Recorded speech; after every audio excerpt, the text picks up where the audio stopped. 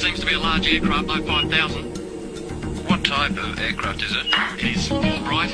Seems to me like landing lights. The aircraft has just passed over me at least 1,000 feet above. It seems to me that he's playing some sort of game. He's flying over me 2-3 times at speeds I could not identify. It's flying past, it's a long shape. Cannot identify more that it has such speed. It seems like it's stationary. What I'm doing right now is orbiting, and the thing is just orbiting on top of me also. It's got a green light and sort of metallic-like. It's all shiny on the outside. The engine is rough idling. I've got it set at 23, 24, and the thing is coughing. Engine to go to King Island, Melbourne. That strange aircraft is hovering on top of me again. It is hovering, and it is not an aircraft.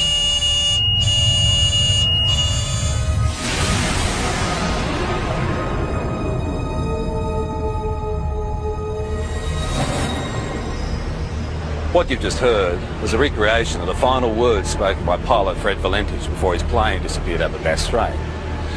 Even though it's been 19 years since Fred disappeared, the mystery surrounding what happened to him still hasn't faded. He just vanished without trace, and his family believed he was taken by an unidentified flying object. Recent years has been an explosion of UFO sightings in Australia. Whenever you mention the topic, people seem to have their own theories and opinions, or even their own stories. It was orange like a sunset, and it was just spanning across the road. I can't move it. Moving forward in time through the experience. Then this tall, dark being just appeared in front of the craft. I mean, it looks like a traditional, every day of the week, comic book flying saucer. They had large almond-shaped eyes, small bodies, legs and arms, and sort of grey in appearance. I think it's the first time in my life that I could identify of anybody telling me that they were scared they were going to die. Saying that this thing was only just down the bottom of his street. He could see that it was out in the water, it was sucking up water. Yeah, I believe it's a UFO. There are between 400 and 500 reports a month of UFOs in this country. Now, obviously a lot of them can be explained, but about 10% prove to be true mysteries. Tonight you'll hear from people who've had these experiences. They're just normal Australians who can't explain what they saw.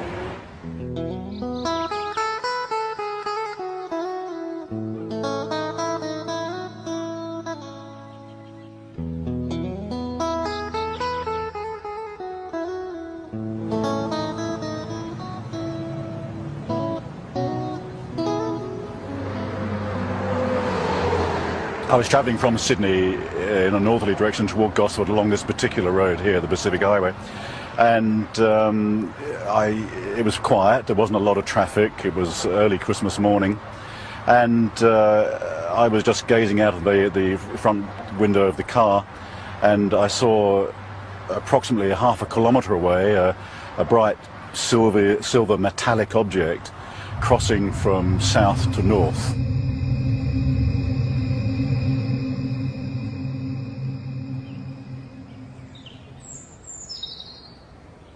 I stood here not believing my eyes, because where I sit I can see the open water, and I just couldn't believe that this thing could appear on the water. It was some kind of craft, but it was completely surrounded in lights underneath and all around, and it just looked like a carousel. It wasn't anything flat. Around holiday time, the local police know they'll be busy. But on this New Year's Eve, the calls weren't what they expected. All people that I spoke to had exactly the same thing to say. There was no variance whatsoever in the object that was sighted. It was a huge chrome, very shiny object in the shape of a ball. At the bottom of the ball was a number of huge white lights. This object looked like it was sucking up water.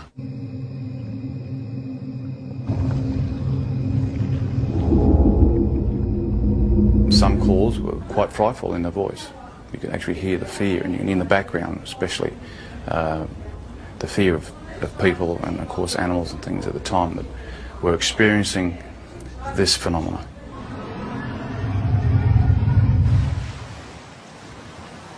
We're looking out above this headland here, and we're watching a bright light move in a strange fashion that you'll never see, or we never saw anyway. It was moving quickly and moved, for instance, in a zigzag fashion. We were watching it for 10 to 15 minutes, move in this direction north, and we just saw this bright light 15, 20 metres above our car. Just a bright light, emanating light towards our car. It was just awesome.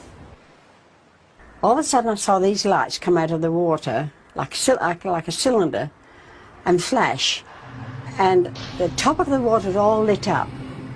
And as that light was up, I could hear the rushing of water, movement of water, and then the water being raised up, and then shortly after, down comes the water on top of the lake.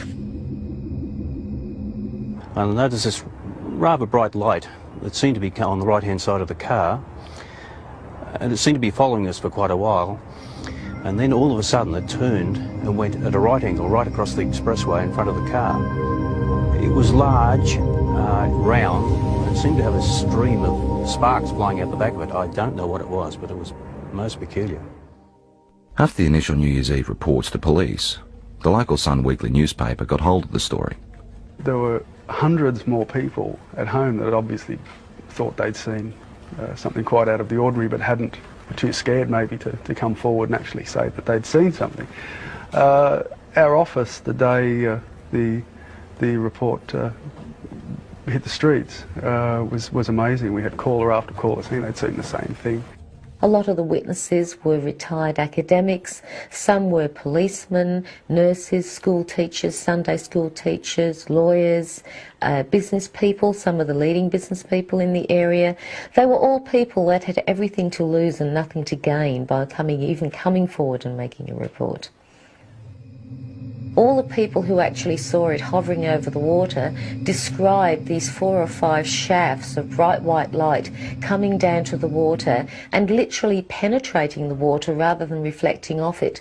We also had descriptions of the water seething underneath it. Some people said it frothed, some people said it foamed, some people said it was steaming up. Overall, I'd imagine there'd be probably 3 dozen telephone calls on the night. Well, please, haven't we? In particular, Sergeant Wenning remembers one very distressed caller. He told me he had been woken up from a deep sleep with thunderous noise and bright lights, dogs barking. His children had come into his bedroom screaming. He was saying that this thing was only just down the bottom of his street. He could see that it was out in the water, it was sucking up water. The sound was like a million hummingbees. He didn't know what was going on. We investigated officially with the local aircraft, aerodromes, with the Air Force, with air traffic control, and again could come up with no explanation. While everyone can describe what they saw, no one seems to have the answer to exactly what it was or where it came from. It was moving in waves in the sky, which could only be described as a UFO. When you see something like this, there's a sure knowledge that you're looking at something that is beyond your experience. I'm not young, and people might think, oh, you're a bit strange, seeing things and had imagination. No, I've got imagination, but not like that. Not when I see something that I see. I know I saw it. At first I thought, well, maybe it's some type of meteorite, but it was too large, it was travelling too slow, and turned a right angle, which I know meteorites aren't inclined to do. I was just bewildered how something could appear and disappear in the thin air practically. Well, I honestly don't know what they saw. We've gone right through all the realm of possible explanations, which leaves it as what a UFO truly is, a flying object which we cannot identify by conventional means. There's a saying that seeing is believing, and it certainly applies to UFOs. The most intriguing personal accounts come from people with no real interest or belief, until it happens to them.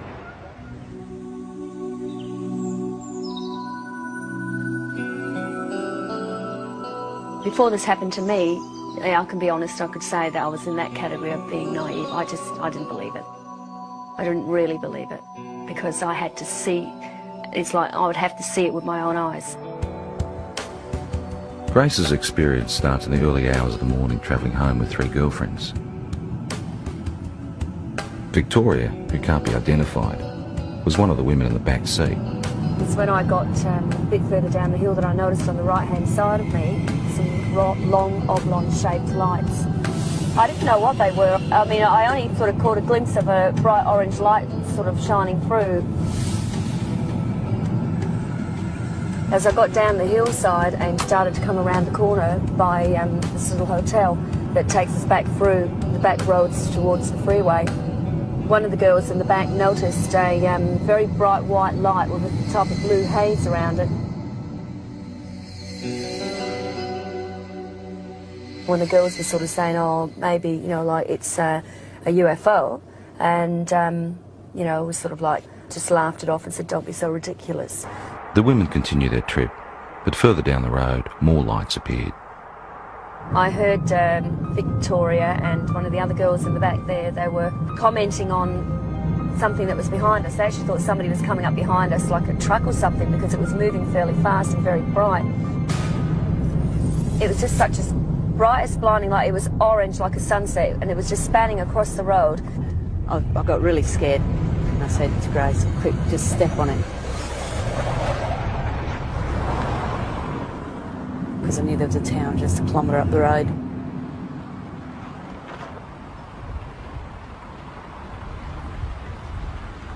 As we got closer into the middle of this car parking area and looked up, we could see this ship.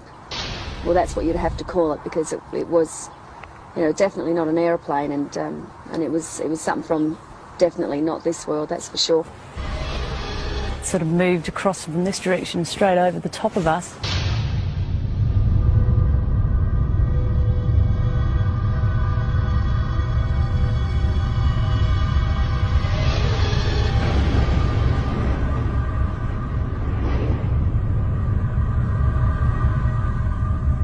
Sort of disappeared into a gully where we lost sight of it.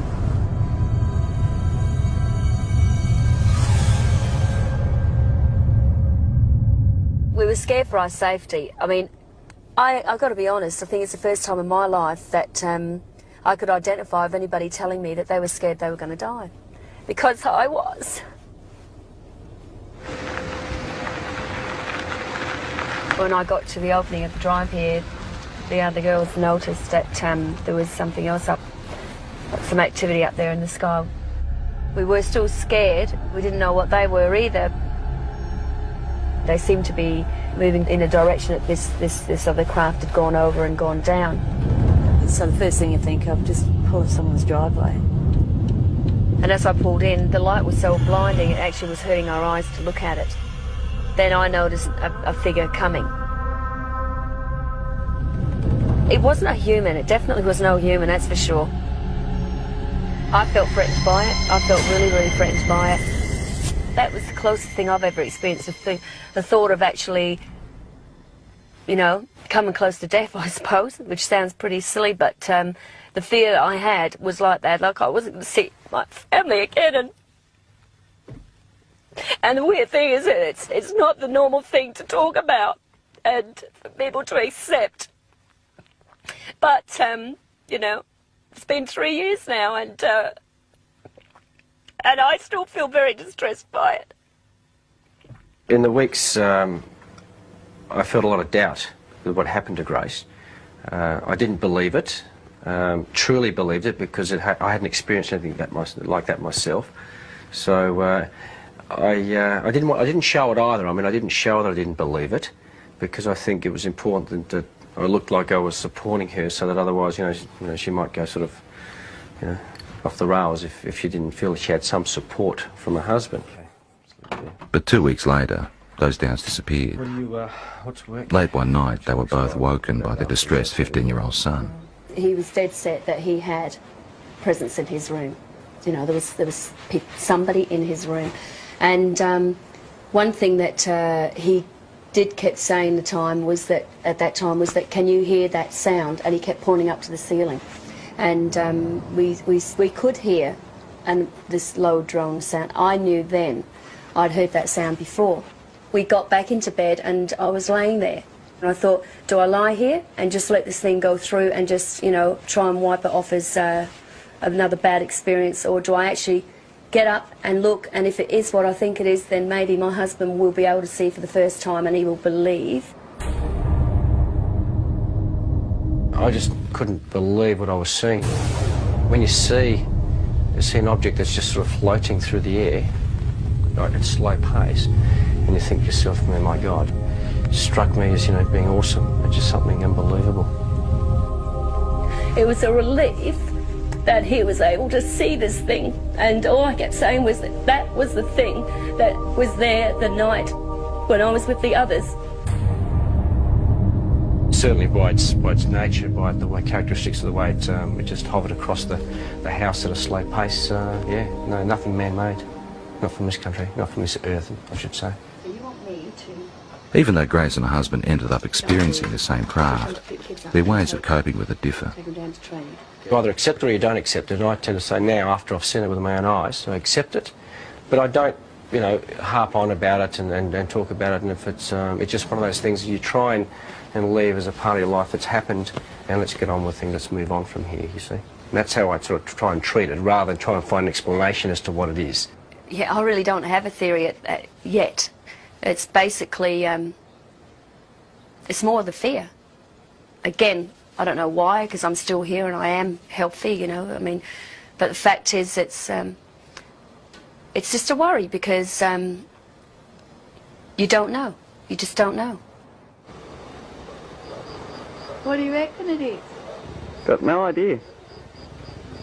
Images of UFOs caught on video over the years tend to raise more questions than they answer. Wrong, they are visitors. Yeah? Yes, yes.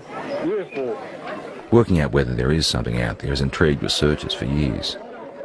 And there's no doubt that there is a physical dimension to this UFO phenomenon, and it appears to involve some form of technology, and many cases certainly suggest that we're dealing with an exotic technology that might be something certainly foreign to our environment. When a Melbourne photographer saw images like these, he was interested enough to go on standby to try and capture on film whatever was buzzing the sky over Narre Warren in June 1996. I got the phone call and I was told that the lights were spinning across the tree line over the homes. What I did was put the camera onto the object, allowing it just to come into frame, hit the shutter, count to 20, stop, wind, move the camera to the next part of the frame, start the shot, count to 20, let it go, and so forth. The first night, the result of the photographs showed just light trails of this object going across over the tree line. The second night, with higher speed film and the higher magnification lens, is where we actually captured the shot of the disc. This thing was, the only way to explain it was moving across the air like ice on a hot plate, very, very smooth. Later in the program, Doug's photos will be studied by an independent expert. Well, it was flying, it's unidentified, and it was definitely an object. What it will be, and I hope with the analysis will prove me right. But yeah, I believe it's a UFO. In the UFO community, the term hypnotherapy is like a buzzword. It's the thing to try if you feel you have secrets of the past to unlock. While mainstream medicine doesn't necessarily recognise it, people who've had UFO encounters believe it helps.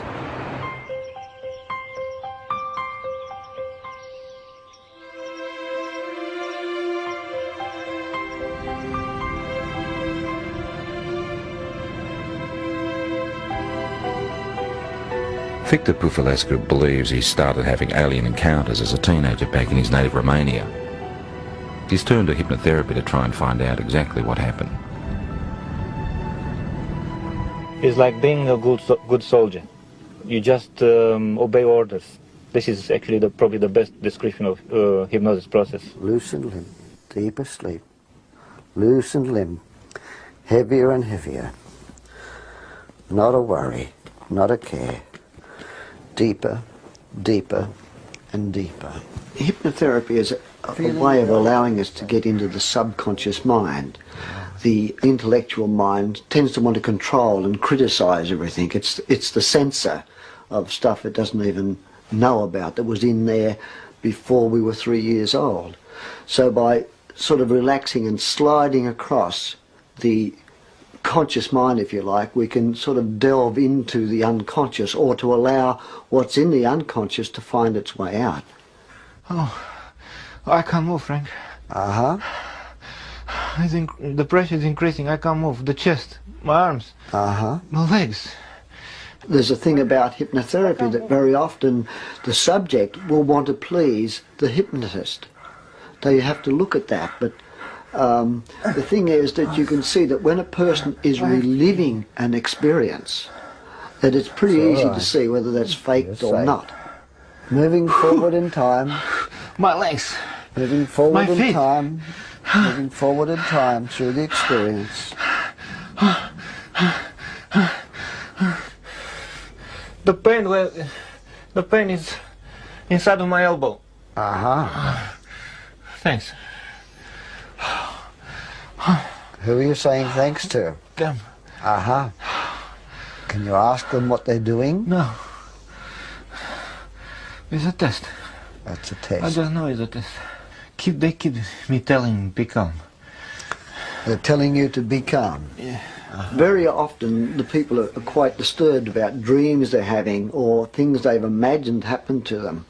And they often come out of this saying, I'm pleased I'm not crazy, or I'm not mad, or I'm not imagining this. It does give you some answers, but also creates thousands more. And this is probably the trickiest part. I'm never happy with the answer which I'm getting, and I want more and more and more.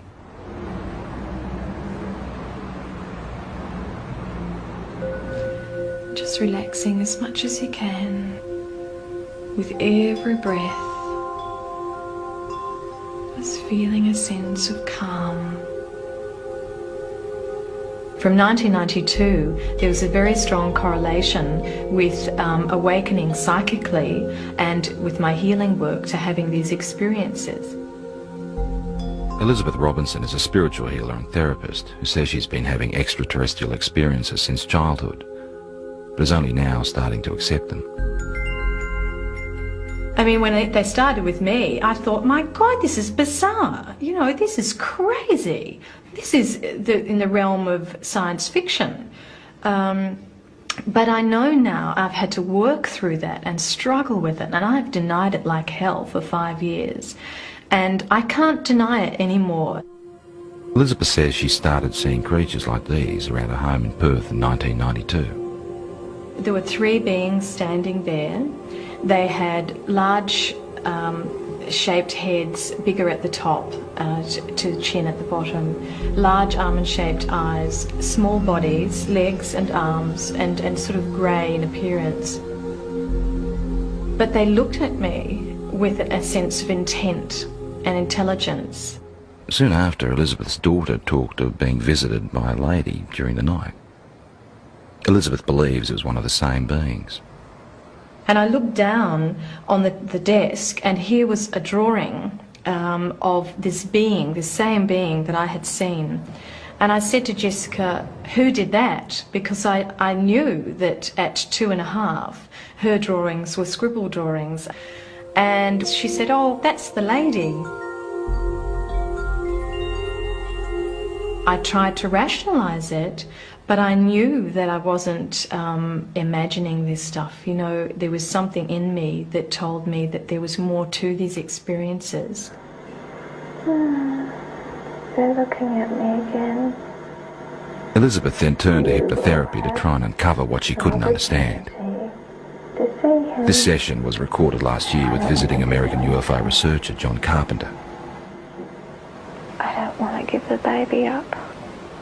What seems to have come up in hypnosis is that I've had children taken from me, babies taken from me that are growing up on crafts. And this is just absolutely bizarre, you know, talking about this. I mean, you talk about this, but, you know, at first you struggle with it. I mean, you can't fully comprehend this, but what I could comprehend was the emotion around it. I know what they're doing. They say it's time.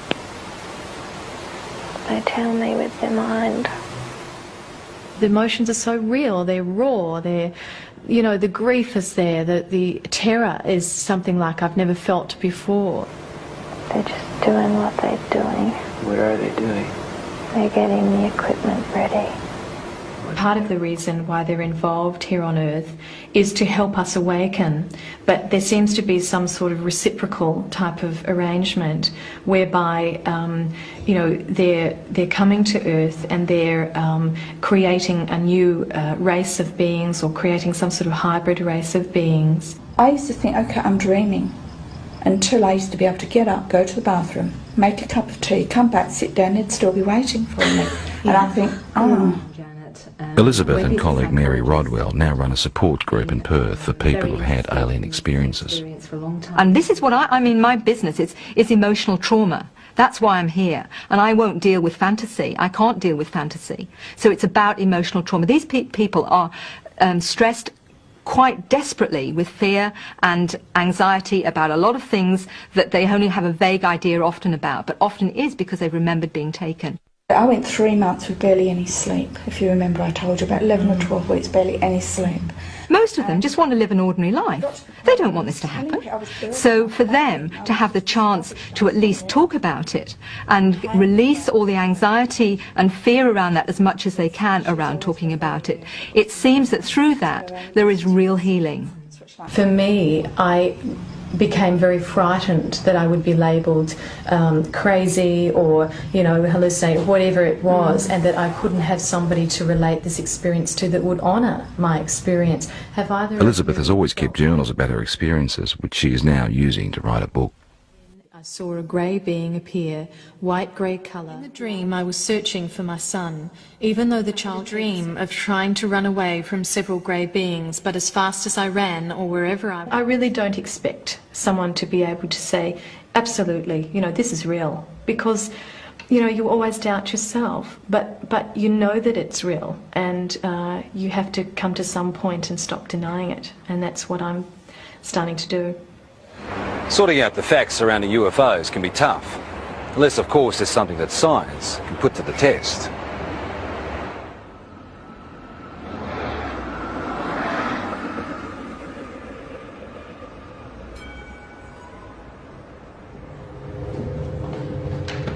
Earlier in the program we saw photographs taken by Doug Page. The time exposures show what Doug believes is a UFO hovering near his home in 1996.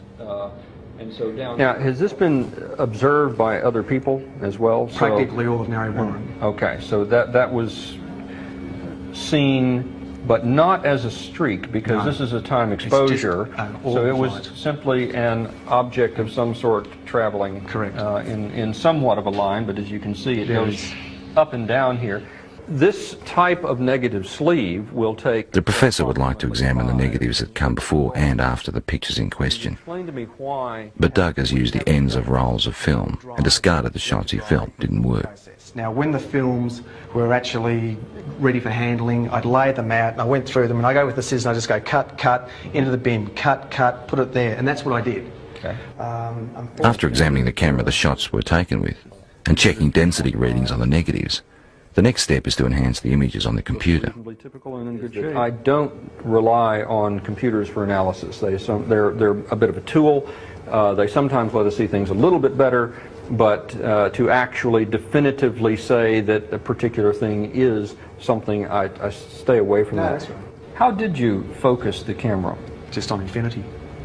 Okay, so if you focused on infinity, technically the tower should be sharper in focus than the tree. Should be, shouldn't it? Mm-hmm. But it's not.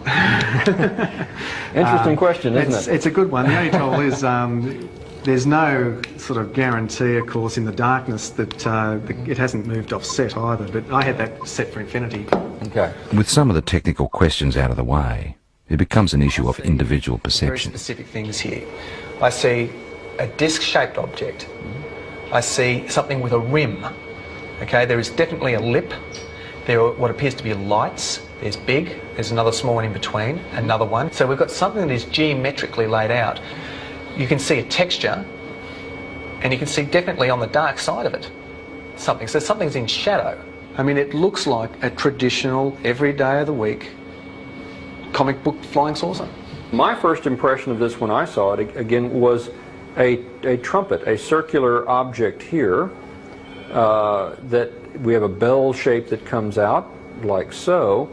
This is unexplained optical either artifact, phenomena, or reality, or could be could be an object, but it is totally undefinable.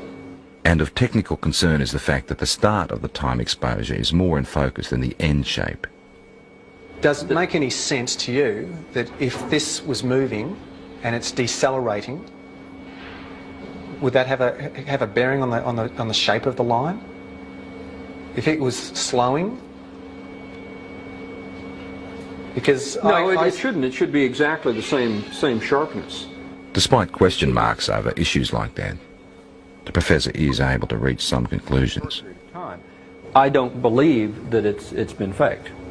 I think it is probably something that was traveling through the air. What it would be, I wouldn't know, and there's no indication from the photographs that would give me any clue.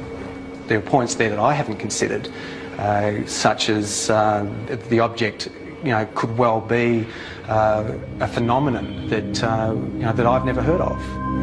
So I mean, we've got to keep an open mind.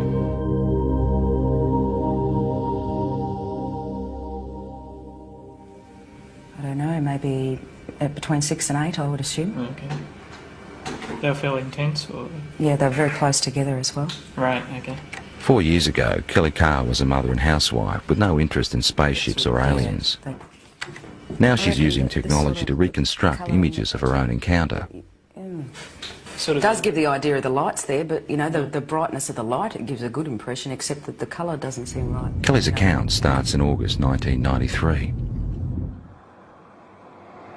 My husband and I were driving up to my girlfriend's place in Monbulk, which is in the Dandenong Mountains. We were driving on Belgrave Hallam Road, and it was just on dusk. I saw what I thought was round orange lights in the field. It looked unusual to me. Later that night, retracing their route home, Kelly noticed something else unusual. It's about a kilometre or so in front of us, about twice the height of the treetops. We could see this object, which at first I thought was a blimp. It had the shape of a blimp, but it was light. As we got closer to it, the light seemed to sort of separate, and it was actually these a row of round lights, and they were orange. It appeared like there was silhouettes standing in these round orange circles, like people, but you could only see the black outline. Well, I just said to my husband, look, there's people in there. And the minute I said that, it shot off to the left of us. Within 1 or 2 seconds, it was gone completely. About a kilometre or two further down the road, as we kept driving, I came across at least what I thought was a screen or a wall of light across the road. And my heart started racing and the adrenaline was sort of pumping through my body, and I'm thinking, we've just seen us back down there, we're in for, a close encounter. Then the next instant, nothing. We seem to have actually covered a fair distance that I don't even remember covering. It might have been possibly close to a kilometre that I don't remember actually travelling. There was no light. There was nothing blocking the road. Kelly says it wasn't until weeks later she remembered actually getting out of the car that night. And I saw that there was another car that had pulled up 100 metres down the road. Then I walked around the front of the car to where my husband was standing on the other side, and we started walking across the road together. As we were walking across the road, I looked down and I saw that the other people were getting out the car and starting to walk as well. So I was quite happy that there was other people there who were seeing the same thing that we were. And we walked up along here to where the fence is. Right out in front of us is this huge craft. I was totally awestruck, it was science fiction coming to life. There wasn't any fear then, it was just all total awe. We stood here, I guess side by side, my husband and I, for about 30 to 45 seconds. Then this tall dark being just appeared in front of the craft, and he was followed by about another 7 or 8 that appeared straight behind him. I felt this energy go through me. It's like nothing I've ever experienced before in my life. It was like some sort of low-level frequency that came in waves, but it was so dense that I could actually physically feel it going through my body.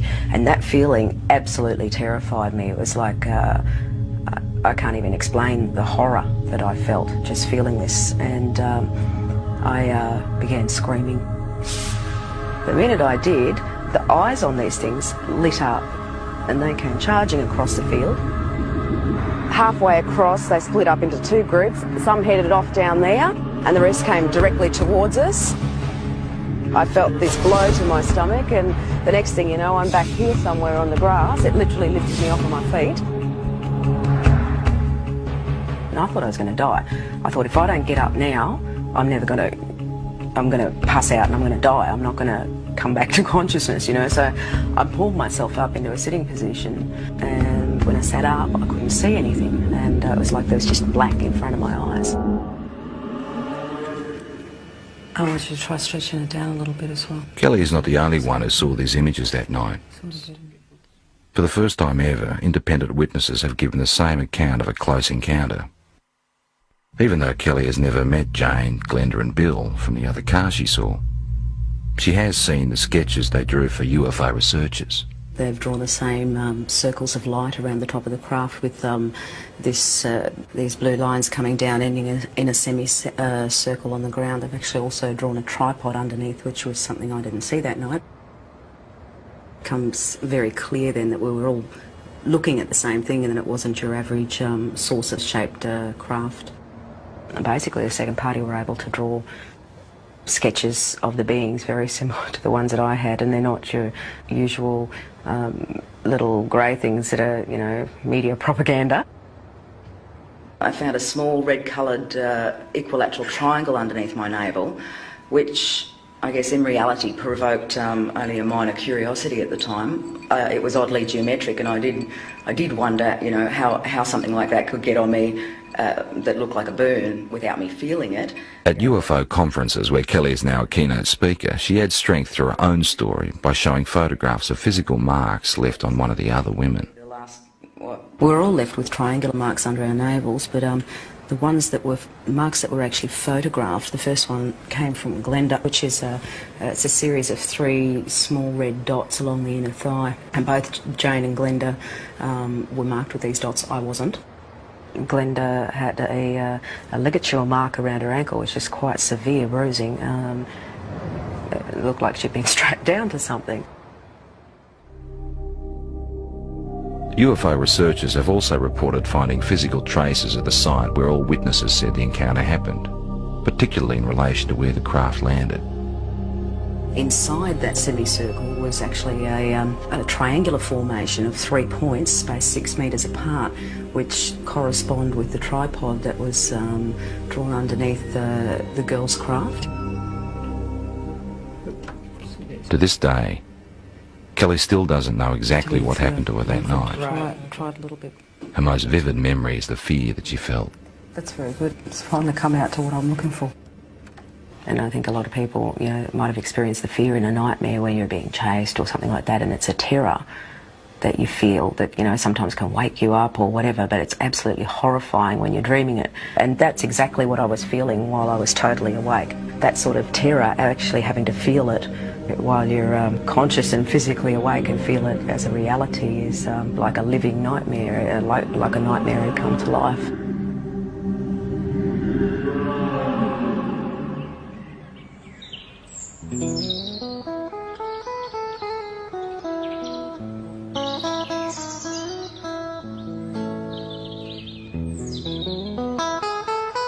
We've moved out onto 138 acres. We don't have electricity. We use all our own fuel, like for both our fires. We're in the process of trying to become self-sufficient as far as food's concerned. We just lead just a very different lifestyle. Denise Borrett says it's her encounters with strange beings that have helped her make the decision to live this way. There's one of our missing. I believe at the moment that they're giving us quite a dire warning about what's happening to the planet and what's going to happen to us unless we actually wake up to what we're actually doing. They seem to open parts of your mind that aren't open before, and or they help you to do that. I don't know, but all I know is that I'm a very changed person since I've had my experience. Well, lifestyle changes you'd think shouldn't happen to people if these things aren't physically occurring. So I guess it's a little piece of evidence to suggest that something really startling and extraordinary must have happened to a person because of the changes that they do go through.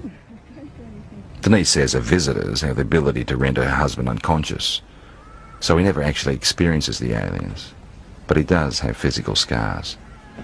Well, I know I've got a lot of scars on my body, and I know basically where they all came from, but this one, in that particular place, I've got no idea. I just woke up one morning and I happened to comment to Denise, I've got this funny little mark on my arm, and she had a look and she had one in exactly the same place because she said she could remember it happening. And I can actually remember them cutting it. I can remember it was like a little spatula or whatever. But again, there was no pain or anything, and the next day mine had completely healed up, whereas Les's had actually scarred. And I thought, well, they're in identical spots and they're identical size, so obviously something was going on.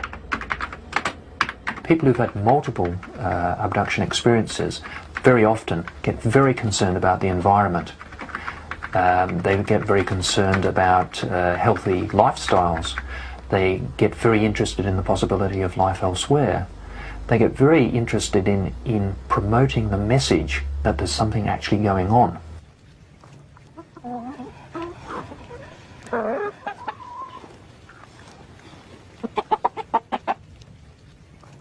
If things do go haywire on the planet, like I believe they will, that we at least will be able to feed ourselves and not have to rely on man-made energy to keep ourselves going.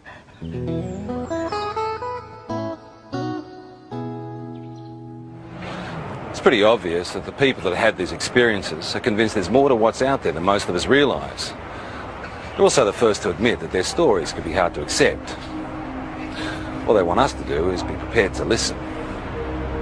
I suppose people got to make their own minds up, but we can honestly say that what happened happened, and there's no doubt about that. Perhaps they're extraterrestrial, we don't know.